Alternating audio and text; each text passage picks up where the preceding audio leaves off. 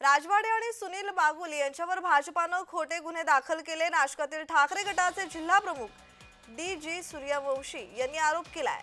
दबाव टाकून प्रवेश करण्यास भाग पाडलं असल्याचं सूर्यवंशी म्हणतात।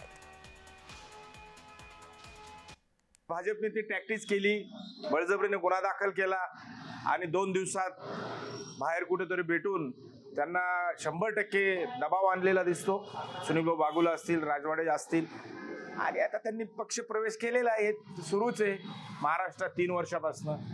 पूर्वी ईडी सीबीआय होती, आता काही नाही तर काही कारण शोधायचं आणि पूर्ण शहराला माहिती आहे की तो गज्जू घोडके हा ब्लॅकमेलर आहे, कोणाकोणाला ब्लॅकमेलिंग केलं त्याला एवढं महत्व द्यायचं कारण नाही असं आयुक्तांनी सुद्धा सांगितलं होतं, परंतु ती त्यांचं गेम प्लॅनिंग दिसतोय।